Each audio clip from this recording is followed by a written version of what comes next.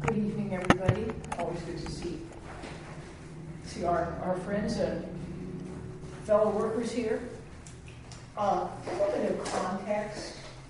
I think every theosophical talk benefits from a reminder that the United Lodge of Theosophists really started as a group of students who, most of whom have been involved in many other theosophical efforts.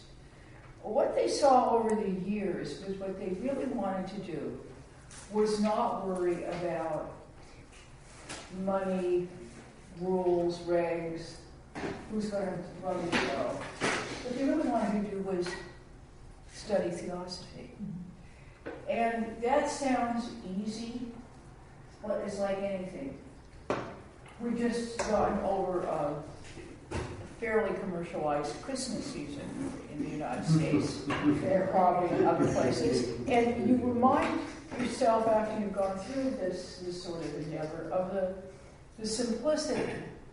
We don't mean the shallowness, because it was a very deep event. The ongoing or annual winter solstice, the lighting up of mind, the story of the birth of the Christ figure that represents our own self, giving birth to itself. All those things are real facts in nature. So when we're out there struggling to find a parking place and get our packages mailed, we remind ourselves that there's a deeper structural meaning. And that's what we mean by context. And U.L.T's context, which is outlined, as we all know, in the Declaration, points out in the simplest way that as time goes on, things get more and more complex, not through any flaw, but through the personality and the desire nature and the connection in humans who long to connect inwardly, but only know how to do it outwardly. That desire is nothing wrong with it, very healthy. But it's also a reminder that keeping things only on the plane of personal desire leads to that packed parking lot and the urge to send people on presents. So you start thinking, what is really going on in any moment of time? What do we do? Who are we? What are we doing? And what's it for? The three basic ideas of the Theosophical movement. Now, you may think that's a far stretch from going Christmas shopping. But you start to think of the fact that we are daily beings. We are old souls, we are spiritual beings, but we're also here on this earth. And it's that paradox of being human that we're going to be looking at tonight. And in a sense, we look at in all of our discussions, where no one's laying down the law, but together we're exploring. And we think that H.P. Blavatsky and William Q. Judge and Margaret Crosby were, we might say, spiritual cosmic explorers. Which brings us to the title of tonight's talk, which is, simply put, Pathfinders and Heretics. Now, we're going to look at the idea of the heretic first, because pure and simple, the word heretic only exists if there's an orthodoxy. You can't have one without the other. If there was no set dogma and set rule and bosses who wanted things to go on in a certain way forever and ever, they could not identify anyone as a heretic. Now, we tend to think of heretics in terms of Christianity. Well, don't want to break your hearts. There are Tibetan monasteries that have been burned to the ground and all their books destroyed because their monks were seen as heretics. Japanese Zen, same history. Chinese practices. Sorry, guys, don't want to upset you. Certain groups in India. So this is a worldwide phenomenon when a set group of people are challenged by people within their own group who wake up a little bit and say, I have a different idea. Because a heretic only can come and still be part of a group. When a heretic leaves, they no longer are a heretic. There's someone who's gone off on a whole different path. They can then be killed also by the dominant group. And so often in the history of the world have been. But the word heretic has a very interesting original meaning in the Greek. Its original meaning was simply choice. Nothing wrong with choice. Or the thing that you have chosen. Very simple, very abstract, no judgment involved. Choice. As time went on, and I'm certainly not a linguist, so I don't know how long this took, the word that became our heresy and heretic was actually the process by which young people would examine truth and decide what path they wanted to take. So again, no good guys, bad guys, in guys, out guys, no judgment. Simply what we all do. We're always examining our path on some level, even if we don't realize that we are. So seeing these as natural processes, choice, a process by which we would examine, it takes away that person is a heretic. Or I want to be a heretic, I want to break the mold, which are really personality-based approaches to finding truth. So as we said before, there are two rules. You will not find this in any theosophical literature, but it's implied. Okay? Heresy requires orthodoxy. So again, you have the duality that the lower nature throws on. Male, female, good, bad, up, down. Keep that in mind. Now, there's another aspect. Just because you are a heretic doesn't make you right. As students of Theosophy, we value the thinker, the rebel, the light bringer. And we sometimes assume that very act makes the rebel accurate in their assumptions. But if you're looking for reality, if you're looking for truth, you may simply be a whacked out person who's saying everything's wrong and I'm right. So it's a reminder that, again, we know some of those, haven't we? It's a reminder that we have to always use our own judgment. And by judgment, in this case, we don't mean censoriousness. We mean that inner sense of what's right, what's wrong, what's accurate, what makes sense in it from a universal perspective. And that aspect of learning to think for oneself is what Theosophia is all about. It's not something you just read in a book, although books can help. It's not something you're going to hear here, although we value coming together and sharing and talking. It's that inner awakening that the person who is setting out, sometimes at great peril to themselves. There have been societies in which to think for oneself led to death. We know what happened to one of the most important scientific heretics of all time, Galileo, who had to recant his view that everything moved around the earth. He knew he was right, but he also didn't want to die. And by staying alive and staying quiet, he actually provided a fulcrum for other thinkers who continued to write to him, to visit him, to understand that he was correct. And in his own quiet way, fomented an entire scientific revolution. that has brought about a much more accurate description of the actual structure of not just the solar system, but the whole universe. So we look at our pantheon of heroes who were not just heretics to be troublemakers or difficult or anything that the world might label them as, but we're really examining evidence. And this brings us to one of the main ideas of Theosophy, and that's that the world is a living organism that presents itself to us with honesty, with being, and with reality, so that we can examine it, we can study it, we study great nature, we look at what happens, and we decide for ourselves what's true about the world.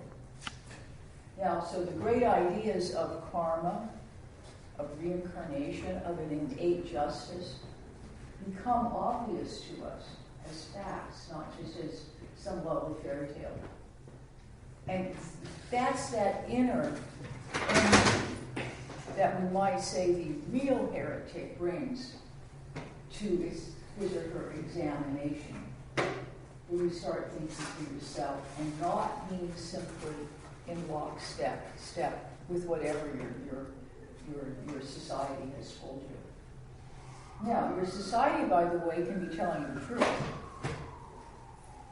You can be raised with the most marvelous, spiritually oriented, clearly thinking family, but until you've thought for your own self, until you've gotten rid of all of your childhood literal interpretations, until you've gone deeper into your own soul, you haven't become that inner pathfinder that is our true destiny as humans. Here's a Spanish poet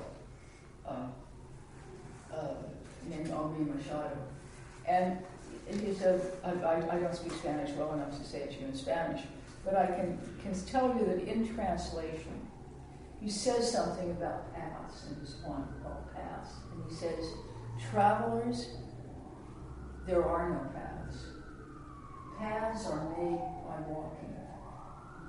Now, from a theosophical perspective, we know there are paths. There have been those who have gone before who point to that small old path that leads far away, that sages have gone on for countless generations. Yet, we also know that we have to, in life, find our own path, not just as personalities, but as thinkers, as students, as seekers. Because one, nobody can do it for us, and two, because each of us brings a whole different karma, our scandic nature, our personal karma, our family karma, our whole being.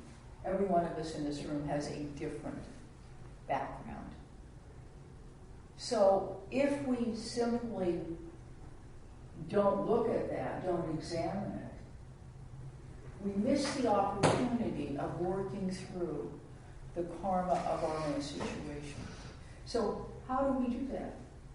How does the pathfinder and the heretic in us, because this really is about our inner growth and development, not simply some guy 500 years ago who was incredibly brave, not to demean him in any way. You should think about what H.P. says about the beginning of early Christianity.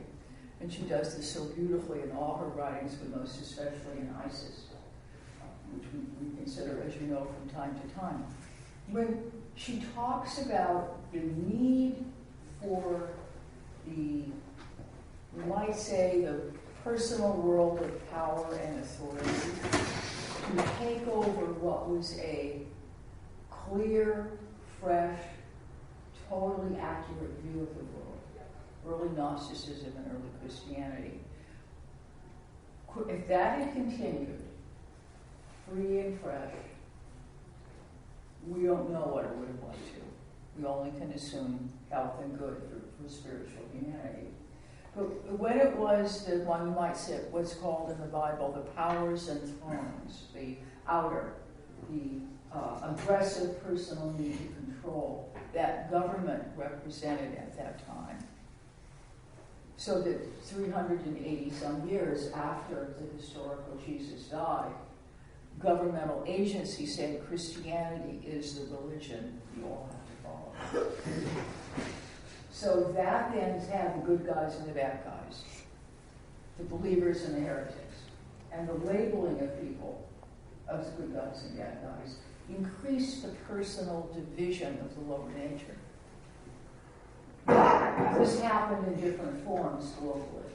It didn't play out quite as strongly as it has in the monotheistic religions. But be that as it may, when you start to think that thinking for yourself, which is what we know is the true spiritual path, Krishna doesn't say to Arjuna, you have to do what I say, or else. He says, do as you think best. I've outlined a whole idea to you.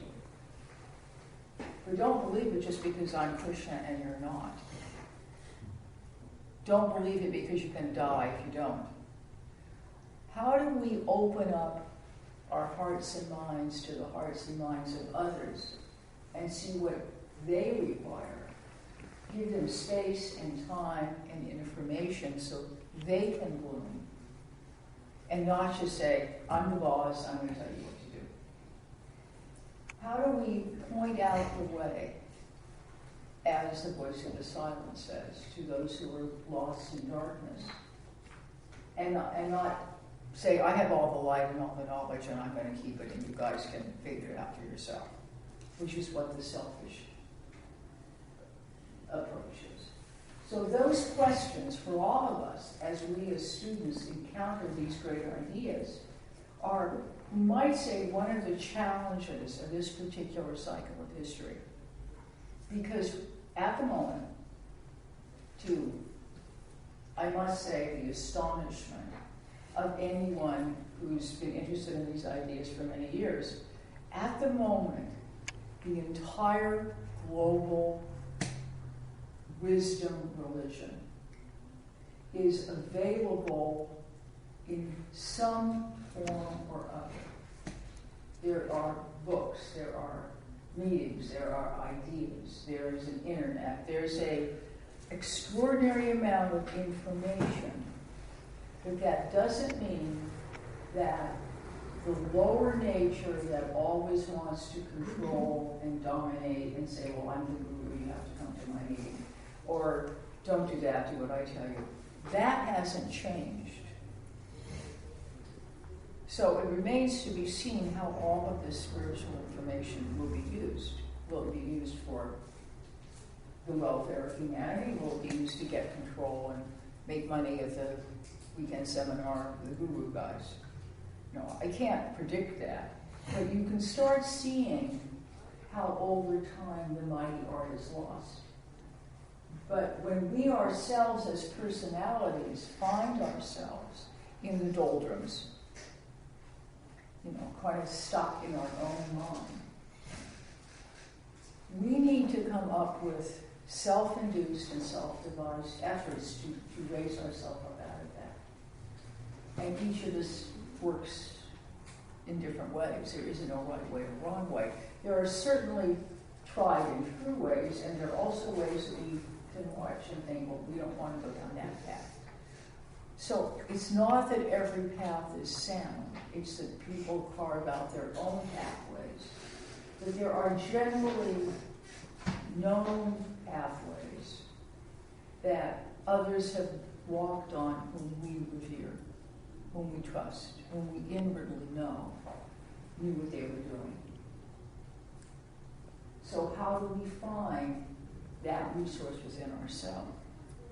Well, we might start acting and thinking and choosing as we would think that the great teachers did.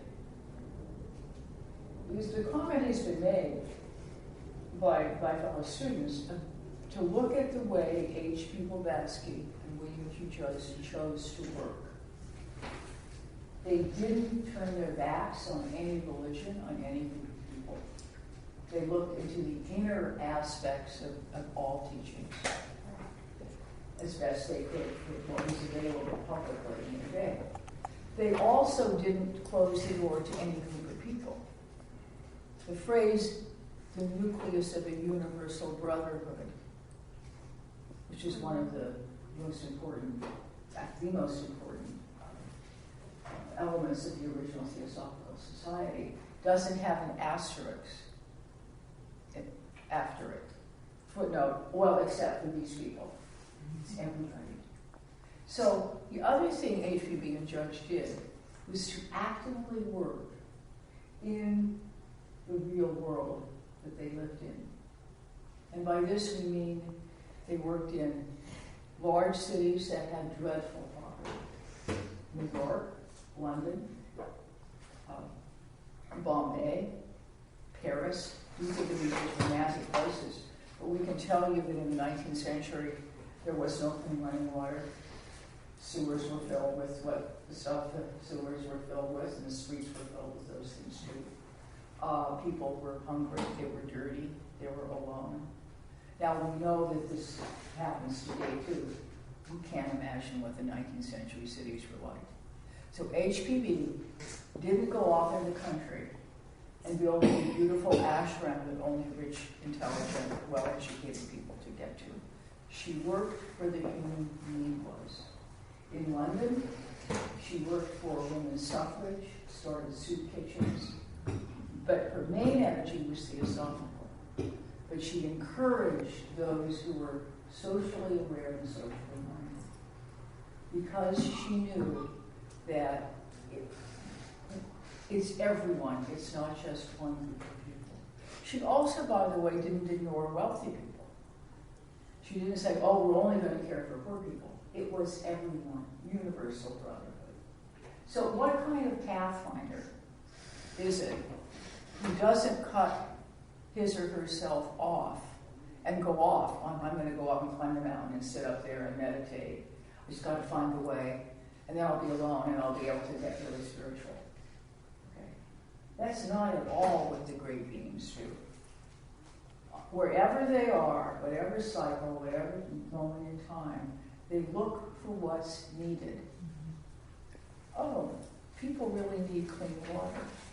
Okay, well, we're not going to come up with another document that they can read if they can read, or preach to them. We're going to help them get clean water. It's an act of brotherhood. So when we think of the Nirmanakaya, the being that doesn't need to be incarnated anymore, it doesn't have a physical body in the way we do, you have to think, what would they really be doing globally? Where's the need? Because that's what they do. They use the knowledge, the wisdom that they've garnered over multiple lifetimes in the betterment of humanity. And sometimes humanity needs pretty basic things. So thinking of it this way, the idea of a pathfinder and the idea of the energy that it takes to be what some cultures call a heretic. Those are inner qualities. They're not just something that happens outside. So you look at our own inner qualities that allow us to wake up, to think for ourselves, to choose, to say, no, I'm not going to go on that path. I'm going to take a different direction. I'm going to start thinking in a different way. My family might not like it. I might have difficulties, but I still want to find what's true and what's real. Then you start looking at your motive. You're doing it to be important. You're doing it to wander around and just sort of stay away from humanity, or you're doing it to try to find a better way to serve humanity. There are no answers to those things, but there is a reminder that inner energy is the energy of the universe. The universe within us lights itself up. We become aware of that, and we work for and as the self of all creatures. So being a pathfinder or a heretic isn't just something we observe. We don't watch the movie Pathfinders or Heretics. But we look at those qualities within ourselves and think, I can speak up when injustice has been done. I can learn to think for myself. I can take care of someone else. So thinking of those qualities as finding a path of service, finding an energy that serves mankind instead of a separative energy, is what we would think the Theosophical movement of the ages is all about. Not separative, but oneness. So looking at the topic tonight from that perspective and thinking about the lighting up of the mind, that great annual cycle that we know that happens basically at the beginning of January, and thinking about what that means in terms of that inner energy of awakening to the good of all is something that we can consider tonight, because now it's your turn to talk. There's little or nothing in our social order that will cause a heretic to start thinking about giving service, or to cause the other to be motivated to give service. Now, how are you going to get them started?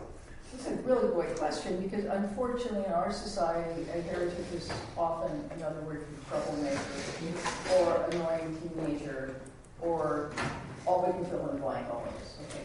So how does the true rebel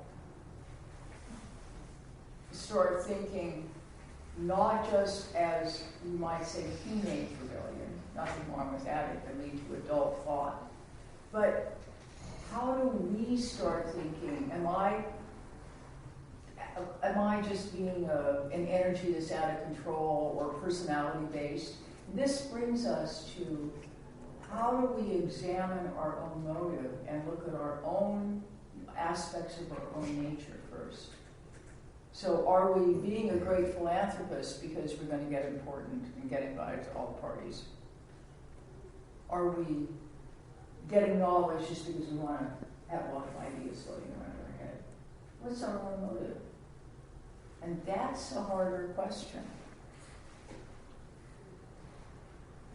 It doesn't answer your question, Joseph, but it brings out, your question brings out the critically important nature of how do we, as humans, start looking around at the good of all, instead of just our own perception of what's kind of exciting or important.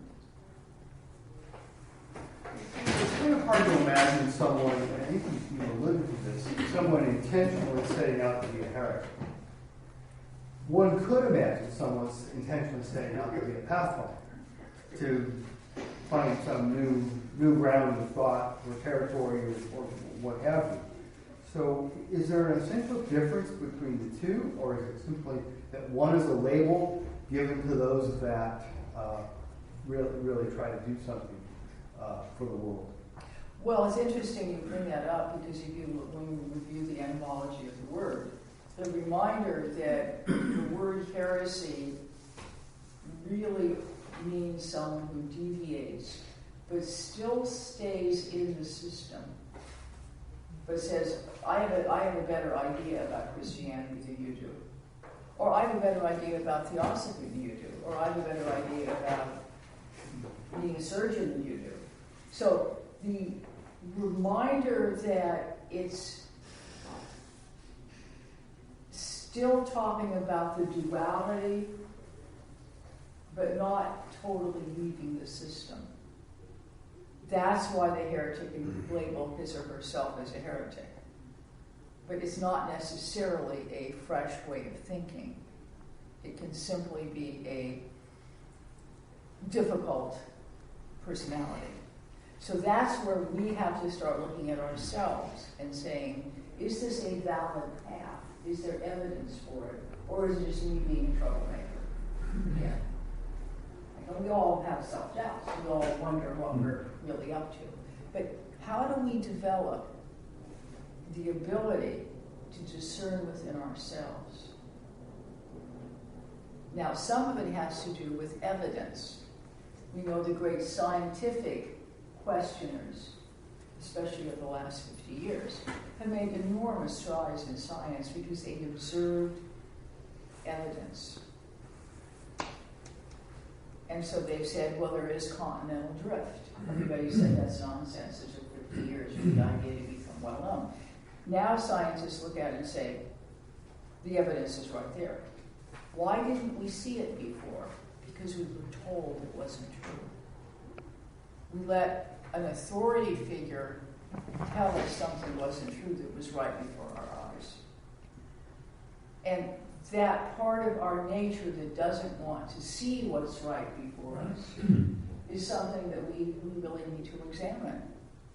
People have done marvelous experiments where they will take a video, it's a very well-known recent one, of a basketball court with a basketball game going on. And halfway through the basketball game, a man wearing an ape outfit, so he looks like a giant ape, walks onto the court. It's on the film. You can see it with your own eyes. Afterwards, when the people running the experiment interviewed the people who were at the game and said, well, what did you think when that big ape walked on the court? Almost 90% of them said, huh? Ape? What ape? What ape? I didn't see an ape. You didn't see the ape? It walked on the court. Well, they were busy watching the game. Well, talk about a perfect example of our lower self. We're so focused on our own interests. I want this, I want that, and I'm so important, that we don't see what's right in front of us. We don't see the human need. The person who's hungry, who's lonely, who's whatever it may be, because we're busy watching our own constant basketball game that we're inventing for ourselves. So, how does that change? Now you start thinking of the great teachers of the world, and there's so many wonderful stories of they wake up. They're myths. They're not, maybe they never actually happened, but they're lovely stories about the young boy Buddha who's kept from the knowledge of the horrors of the world, because the prophecy has been made at his birth that he will become a great spiritual leader, and his father, the king, doesn't want that. So just as in our own lives we're kept from seeing reality, well, one day he sees someone who's terribly ill. He sees the body of someone being taken to be buried. He causes harm to a bird flying overhead. And he starts waking up. Well, this is a great symbol for what we do. We live a life, and during our life, as has been pointed out by others, if you reach a certain age and haven't realized that there's suffering in the world, and that you yourself will leave this body, you simply haven't been paying attention. So life brings us these lessons. Now, sometimes we never wake up, and then we go through the lifetime after lifetime of blindness.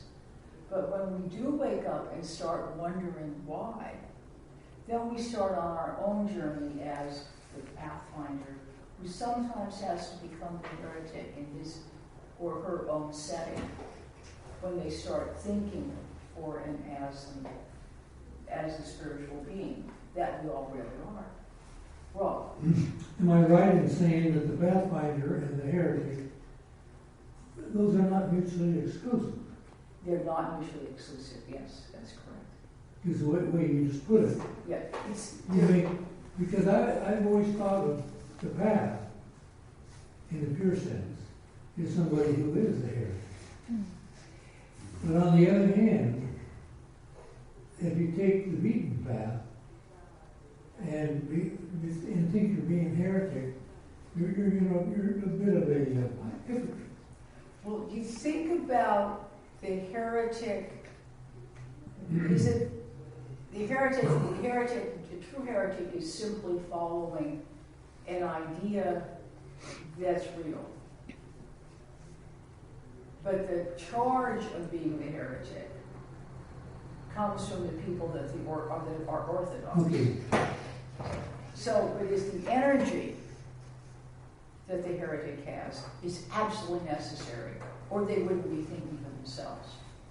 So, well, I think they both can be nonconformists, because I was thinking about when you're talking about that that psychological experiment. There's also other experience about humans conforming to authority, and what is in us and this nature of us that leads to conform. But then it seems like the heretic and or the pathfinder are definitely both non-conformists. that's a really important point. And of course, the Theosophical movement historically, the personages historical, we call them adepts, especially in European history, because we know more about it, but certainly in other histories of the world, were people that were called heretics, when they simply were people who saw the truth in front of them and spoke up. Or sometimes chose to keep silent. Keep. I think it's a matter of naming convention. They're the same thing, but on different sides of the fence. That's a good way to put it. Because nobody calls himself a heretic. You call yourself a reformer or a pathfinder, but the guy on the other side of the fence is going to say you're a heretic. It's usually, it has a pejorative connotation very often. It does, and if you want to get really nitpicking, I didn't bring this up, but in terms of words, heretic literally means someone who stays within their circle. So you could be a heretic as a Christian, but you would still consider yourself a Christian. The word for someone who leaves is apostate. And that's a whole different thing. So you start thinking of the questioner, the gadfly, some people would say, it gets back to language, the troublemaker. We would say, oh, thank God somebody's actually spoken up. I mean, it depends on your view. So there's a role for that person within every group. Someone who says whatever needs to be said. The emperor has no clothes. The emperor has no clothes. Now, is that person a heretic, or is it somebody who's simply speaking truth? And where's the line? And I mean, HPB is so wonderful in the second volume of ISIS about what happened with the history of Christianity, which I'm sure we'll address in another meeting. But when you start thinking about the political pressure that forced Christianity, which was a true spiritual movement, to become what it became, which was a control mechanism. Because there was no choice. There was no, you can be a Christian if you wanted. You had to do it. So you might, again, look within oneself and wonder if we are doing that on our own personal plane. I have no answer to that. But we know that anything society is doing, humans, we're part of society. So do we treat ourselves? Do we deny our own interests and say, oh, I can't do that because that's not good? Or we're really being very dogmatic? Or are we looking for what's right, for the good for the whole? Eva? Well, I was remembering something reading in the Forum Answers by Mr. Judge, where the question was raised that they wanted a clear definition of theosophy. And the answer was, the moment we have a fast and clear definition, it starts the doom of the movement. So I guess that each one of us have to cultivate that heretic aspect in order not to fall prey to stay in our favorite form, even if it's a theosophical one. And I think that maybe what it says in the voice, that in order to travel the path, we have to become the path. So in order to bring it out as looking at it as object and make it subjectified, we need to become it. So there has to be that sort of aspect of heredity, a heretic in it. That's really helpful, because you start thinking of the personality's need to hold on, to cling, to say about the truth. Now I got it. Well, we all know if we've been studying for a long time that the minute we say, I got it, we know that Sigma will say, I do. That's that unfolding from within without that's spoken of. So again, the energy of the Pathfinder and the Heretic is within each of us and absolutely necessary so we don't stagnate, so we don't just hold on. So we're becoming the path, not thinking in some way that we know it all. The path is a movement, it's flow. It's not, okay, I found this path and I'm going to sit down on it and not move.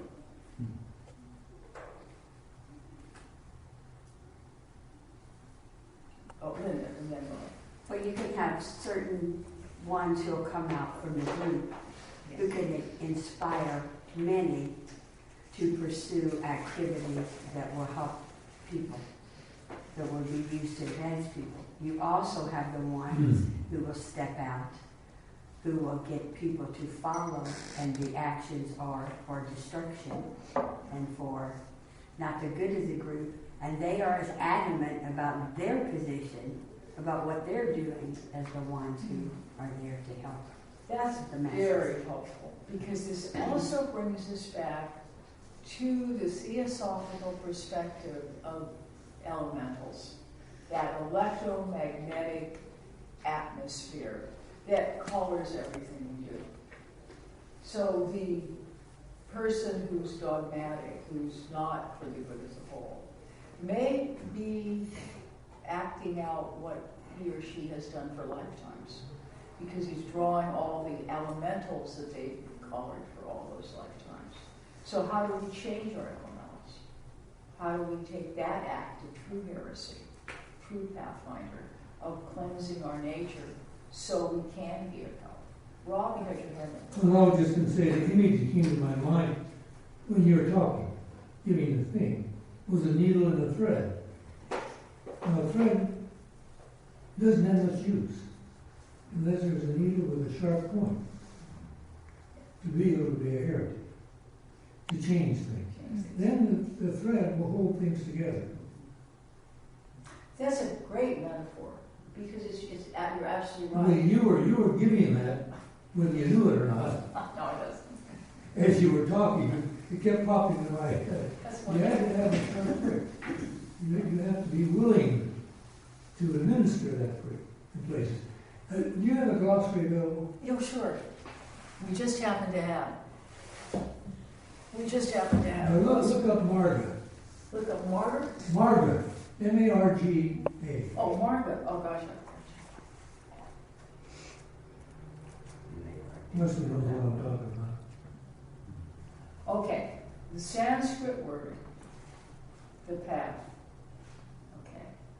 The Ashtanga Marga, the holy or sacred path, is the one that leads to nirvana. The Eightfold Path has grown out of the Sevenfold Path by the addition of the now first of the Eighth Marga. That is, the possession of orthodox views with which a real Yogacharya would have nothing to do.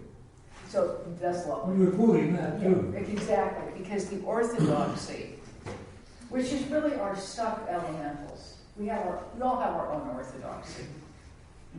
We wake up in the morning to what we have formed, our orthodox nature. Okay, and it's necessary. We always say about the three qualities: sattva, spiritual reality; rajas, energy; and tamas, which is stability or stagnation. But you also know you need some stagnation. You need some form, so that there's a foundation. But if it controls, then it becomes the orthodoxy. So how do we constantly examine ourselves so that we can see, stuck again, or orthodoxy in my own nature? What is it? So that these paths become inner. Okay. So which is the holy one, the sacred path, the one that leads to nirvana? That's the big question. Well, if you just go to the dictionary and look up Buddhism, if it's in a big enough dictionary, it'll say the Eightfold Path. And the first number one on the path, the first step is always right knowledge, without defining. And right knowledge would almost be looking for the proverbial needle. What tool do we need? Well, if that were it, We need the needle. it would needle itself. Yeah. You'd have 7 again. Then you also need the thread, because the needle without the thread is No strings. a sharp weapon. There's not going to do anything. It's just going to be we all know the person who just wants to pick at things and annoy everybody. That's the needle. So what is it? What's the nature of the thread? And you know, when we think about the thread, we think about the thread soul. They go between all of our life. So both are necessary. You know, we sometimes, because again we're always separating and judging, we sometimes think what we call our lower nature we want to get rid of. If only I just didn't have this lower nature, I could be just spiritual. Well, of course not. We need the vehicle. We have to have something through which we work. Because otherwise we're, at this stage of our karmic reality, we need to be able to work with and for others. And we can't do that if we're not in incarnation. Lesson. To follow up with that, maybe it's a little out in left field, but do the heretics in one incarnation become the orthodoxies in another, or the orthodox? Sometimes in the very same incarnation. Same lifetime. I guess the answer to the question is obvious. That if it can happen within a lifetime, then certainly it can happen further down the road. We pick up those same threads and another life, because the same, it would seem that the same energy that would convince someone who is a pathfinder, a heretic, or something that they're right, and right enough to fight for what they believe, could also become the new orthodox belief, because, hey, they were right before, why are they wrong now? Well, that's a scary thought, actually, and it explains a lot of heresies. Real thought, because look at all the great reform efforts that have then become the new church of the new whatever, the new institution. Look at the history of the Theosophical movement, where so many people were drawn to the energy, the vitality, and then wanted to corral it and make it into some sort of safe endeavor, where they could maintain, because of their need to maintain their own personality, they could maintain what they were familiar with. So there were people who had been students of HPB who then formed something, what was it called, the Liberal Catholic Church. Mm-hmm. Very difficult to imagine how that could happen, but they brought their own ideas of organization from the past and superimposed them on the new teachings. Julie? I was wondering if a good theosophical definition would be to work for others, to see the good in others, and to deal with that and let all the rest go. Well, that could be true service too. What does someone need? If they are ill, they need to be helped. And that sometimes isn't what the personality or all the grandeur of the world, the illusion of the world, thinks is important. Jerome? Seek ye first the kingdom of heaven, and all these other things will be added unto you. That's what Jesus told people. They didn't take it very seriously. I don't think at first they thought he was a little bit wacko to say that. Well, whoever or whatever historical Jesus was, he clearly was a very straightforward, kind thinker from what we read. The context in which that personage worked is very complicated in terms of political religion, in terms of power and authority, but you also had the wisdom religion of his time, which was inner Gnosticism. And that was the threat then to the growing structure of Christianity. And that was branded as heresy over time. So you start thinking of the wisdom religion, whatever name one uses, that true occult thread that is underlying everything. And some of the heretics who were practitioners of that were, we may say, probably messengers from the representatives of the great wisdom religion, who might not have been identified in their time as that. But we can look back on those threads of redemption that run through all history. We're more familiar with European history of redemption. And you start seeing that there's something deeper than simply an intellectual heretic. There's a true representative of that great body of the White Brotherhood, that ongoing effort to maintain spiritual reality in the world. And sometimes people are what we call adepts unawares. They may not be at all conscious of it, but sometimes they're very clear that they had a mission and they were representing it. They may not say, they're not going to say, I have a mission and I'm representing the Great Brotherhood. Okay? Then you know. If someone says that to you, leave the room. But when you start thinking of the influences that are out there on people and the need to maintain when there's a dark period, a dark cycle, how is that effort maintained so that it can be rediscovered? And you look at examples through history of when manuscripts come to light, or whatever it may be. Well, both the heretic and the pathfinder are not necessarily on the right path, right? Good point. So we can't say they're by definition correct.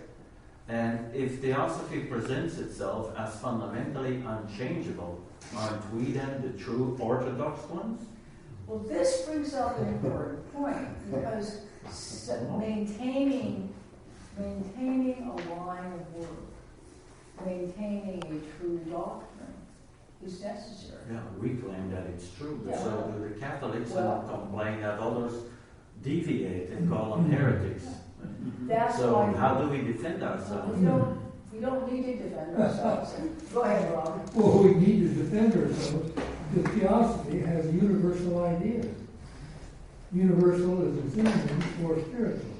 Spiritual are all inclusive. And that's the whole concept of brotherhood, universal brotherhood, which is, I guess that's our orthodoxy. So we are orthodox in that sense. But just because something's orthodox doesn't mean it's not true. Yeah, I read that. You know, you look at We don't like the word, but yeah, but it's still what is the, it gets back to the real question, what is truth? How do we know it? What do we do with it? And you start thinking of, if we're trying to impose something on someone, you can only walk in the door here if you believe certain things. That's not at all what Theosophy is for or all about. Or the Theosophical movement, wherever thought has struggled to be free, requires no control from the outside. right. Anita. Yeah. Joseph. Do I understand then that there are two kinds of orthodoxy? You remember in the 5 letters to the American Theosophists, in one sense, Madame Blavatsky spoke strongly against orthodoxy. That's one kind of orthodoxy. But there's a kind of orthodoxy that's all right. Well, again, the language was something that's pejorative. Labeled orthodox has become to us something that's not good. What is a good word for something that's real and true? What is truth? How do we know it? How do we find it? It is not true that the earth is flat. It's not true. Go ahead, Rob. Well, I mean, you can make a simple, simplistic answer. What is true is what's real. Okay, now what's real? That's true. The real, now you're talking about something that we can experience. We can experience universal reality, which is universal. That's what's real about it. Real and universal, yeah. Wesley. Well, I guess as long as we avoid the labels, any kind of system of thought that starts making labels about anyone that opposes it as heretical, that may have a chance of avoiding becoming orthodoxy. I mean, one of the useful definitions of dogma is mandatory doctrine. In other words, the things you have to believe to stay within the fold, to be called whatever. And once you have mandatory doctrine, then there are always those that will be those doctrines which are outside the fold, they're contrary to that doctrine, therefore they are heretical. And so if you state principles without apologizing for them, and yet allow people to come and go, accept, reject, question, then perhaps we can at least partially avoid the crystallization of orthodoxy, which will invite opposition whenever they become institutionalized. Almost by definition, orthodoxies invite heretics. Well, but what is then beyond either orthodoxy and heresy? And this is the important point. What is Theosophia? And what are the principles that are involved in working with it and studying it that bring us together? Kelly. Well, I think, like we were talking about, orthodoxy, kind of tells you to believe something, but I think that Theosophy presents these ideas that are to spark the intuition that will hopefully should lead each person to their own experience. And by having that experience, that's really the only way that they can know this is real. Not just being, told or reading the books and memorizing the books, but having the experience. That's a very important point. You always have to be able to think for yourself and choose and wonder. That's the definition of being human. Jerome? Well, you can follow your experience and your inspirations and let other people think whatever they want. You're going to follow it. Well, it's not just it's besides letting people think what they want, it's presenting the eternal universal ideas that the great teachers have always presented from a universal perspective. Mm-hmm. So it's not believe this, don't believe that. It's this, consider this. Consider these ideas, these realities. Very simply put, the Earth is not the center of the solar system. Never has been, never will be. So if you're taught that it is, you're being taught something that's not true. How do you think for yourself about it? You examine the evidence. You listen to people that are able to examine the evidence. And then you change your perspective. One thing that Theosophy offers people is, the books have the, principles in them. We talk about certain things. We have meanings and stuff, but we don't have to believe it. We can take whatever idea we want and do whatever we want with it. But they're generally they're good principles. They're on the positive side. Well, and thinking along this line, there's a reminder how HPV presents the ideas of the core perspective of theosophy, the two fundamentals and the proem. She doesn't say, believe these or don't read the book. Three propositions. Yeah, she says, consider them. But she also makes a really important point. She says, if you're really interested in this work, this writing, deeply understand these propositions, and I love that word, proposition, deeply understand them, not because I'm right and you're wrong, but because if you deeply understand them, you will then able to understand what I've written. So if you're not interested, no problem. No harm done, nobody's right or wrong. But if you want to understand this perspective, these are keys that will help you open up that door. And there is a door, and there is a path, and there is a reality to the world. And this will help you on that journey. Because it's a real journey. It's not gee, it's fun to hang out and have a lot of fun talk. We have nothing else to do on Sunday night, so we come together. Well, that may be true, but it's still, what are we considering together? What are we thinking about? What binds us as investigators, as pathfinders, and even as heretics? Because we all are those things in our innermost nature.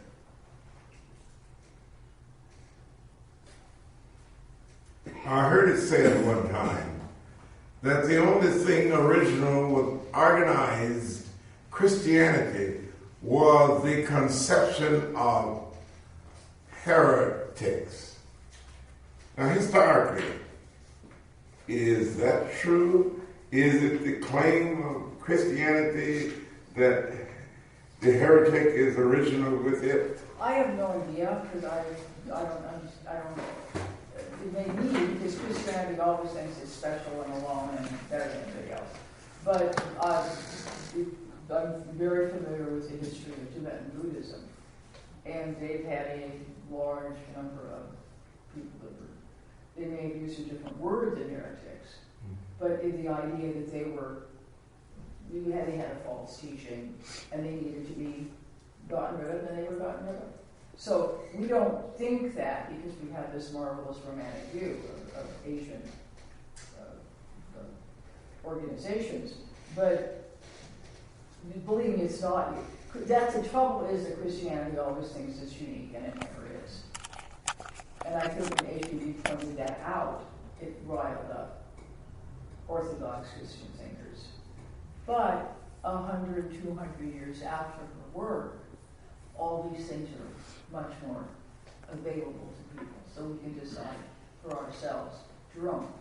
Do you think there are people who have a romantic view of U.L.T. and do it more disservice than real service? I think that human nature is such that any group of people that come together experiences the same trials and tribulations. I don't think there's any difference between any group. I do think, however, and I think it's very unique, that the principles laid forth in the Declaration, if paid attention to, provide, as often is said, a possibility for a different way of relating that is a reminder that change comes to every cycle changes. And that over time, it may be millennium, it may be aeons, it may be an incredible amount of time, the human nature as we know it will be transformed. But it's not going to come from outside, it's going to come from within. And that's the job of being human. How do we transform ourselves so that we're not simply selfish, but we're aware of the parts of our nature that we might call us our trinity, our atma, humanus. That's what being human is.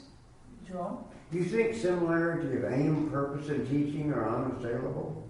Similarity? Are they an unassailable likeness?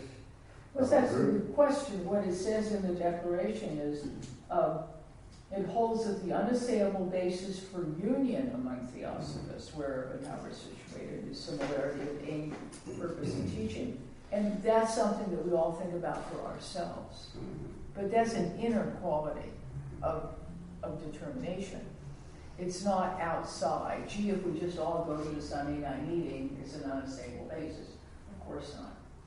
It's what's within us. What's our own spiritual truth? How do we work with it and develop it? And we each answer that for our own selves when we make a determination to study, to learn, to give. It's not an outside authority. Yes? You just reminded me of something. If you want to hit the hornet's nest in somebody's mind, who is Orthodox, use the term self-evident truth that's not consistent with their Orthodox view. Well, this They don't like the word self-evident. Yeah, that's very interesting because we also know that humanity goes through the same cycles that humans do. When we're children, we think like children. Nothing wrong with that. But then we grow up. Well, humanity as a whole does that also. So infant humanity was deeply influenced by the great teachers that came and worked with it. Those great teachers withdrew so infant humanity could grow up. Well, what did infant humanity do? It became teenage humanity and told everybody what to do. Think the way I do it my way. Okay? That's why great teachers incarnate over and over to remind us that we have to become mature adults. And there are students who, because we're ordinary people, keep a very literal view of certain aspects of theosophical teaching. And every once in a while, an older student will say, "Are you sure you're supposed to be taking that literally?" And then there's moments of light where we say, "Oh." And we remind ourselves of H.P.'s wonderful statement that there are 7 different ways of looking at everything. From a physical truth, there's a chair here, okay. From an astral truth, from a emotional truth, from an intellectual truth, from a spiritual truth, and from the truth of the wisdom religion. So that's what we're in progress of unveiling for ourselves. Jerome? You think that's what gave rise to the phrase 49 fires that we have? Well, the 49 fires is a specific understanding of the ways in which the human being, how the human being is constituted. But it's a good metaphor for the fact that what we see when we look at one another or look at our own body, we don't see that. We don't see 49 fires. It would be very distracting if we did. What we see is a physical vehicle, but it's in its own right made up of all sorts of attributes. If we start thinking, we can see that we're made up of other parts, invisible parts that on this plane, which is very physical, aren't evident. And maybe we start wondering about those and how they operate and what they're for and what they mean. And we also have teachers that we respect and we read what they say. So we're not inventing all of this. There is a path, it's been found by others, we can find it. And it's a balance between our own judgment and the judgment of others. The story has been told, I hope you don't mind this being retold, of a newcomer to Theosophy many years ago, before this building was built, but when Robert Crosby was alive, who was invited to this talk. And after the talk, she was taken up by the friends who invited her to talk and introduced to Mr. Crosby. And Mr. Crosby asked her how she liked to talk. And she thought about what she was going to say and spoke very clearly. And she was somewhat shy, but was a thinker. And she said, I enjoyed your talk, but I didn't agree with everything that you said. And when she recounted this story many years later, she said, Mr. Crosby did this. I'm so glad. He said, I wouldn't have wanted you to agree with everything I said.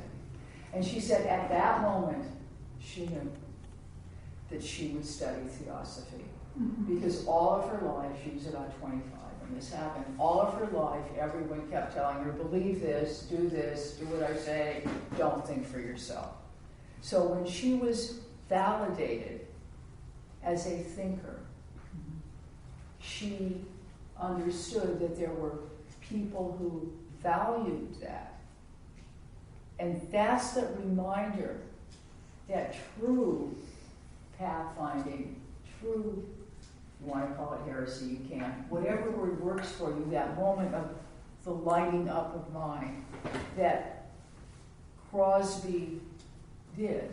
The aha moment. That was that aha moment of, it was his nature, gave her something that then allowed her to be on her own path. It wasn't his path. It was the path, as HPB says, that don't follow me, follow the path I show. And the masters that are behind. So it's not an invented path. And I think that's of great importance for us as fellow students and as workers in the world.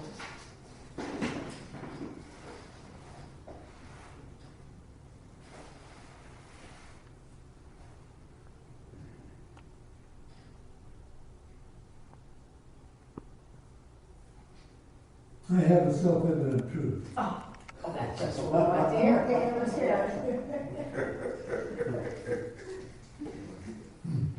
It's impossible to conceive of a first beginning of the universe. That's exactly what I mean. It's impossible. But people are constantly talking about the first beginning of the universe in the Orthodox world. Well, they're also talking about and I think this is the reminder that words can be traps. We talk about the Big Bang Theory. Well, obviously there was a beginning to this manifestation. Right. This Mahanvantara got going. Well, that kind of beginning is impossible not to. There will be an end. Now, what Theosophia says is there will be another beginning. That this is just like we ourselves. It goes on over and over again. So is thinking about that a matter of faith? To some extent. Or is it a matter of common sense? Is it a matter of listening to the elder brothers who said that's what happens? And if so, is it blind belief? Is it respect for teachers that we've come to value? I think everybody answers that for his or herself. But there's also physical evidence that shows itself from time to time. So we're not just making all this up. And that idea of evidence, what is spiritual evidence, what is intellectual evidence, what is soul evidence? Again, we answer that for ourselves. In the Mahabharata, which is of course full of riddles and legends and dramas and all sorts of incredible things, truth is revealed from within without, especially when there's been an act of kindness on the part of the person who's looking for truth. The great gods manifest when someone values the life of their dog over their own selfish decision, when there's something done for others. And it's a reminder that compassion and awareness are often overlooked. Simple kindness is often overlooked as a deep spiritual value. We tend to look at the heretic as the great intellect, We don't look at the heretic as the person who starts the soup kitchen or who says, I want a cure for this horrible disease. That's not the way we look at heretics, but maybe we should. Maybe we should have a word for the great spiritual efforts that are not outer, oh, I'm going to know everything and teach everybody, but the inner acts of kindness that are latent in the human being. I will stay behind and be with these people and help them, even though it means my own life will be lost. That's a pretty huge choice. But those moments of time, which we think of as real heresy and real pathfinding, can be discussed at another meeting. And next week, our topic is the roots of religion and science. And we're going to talk about it then. And then we're going to talk about it again. We never stop. Right. Thank you. Thank you. Great fun. Great.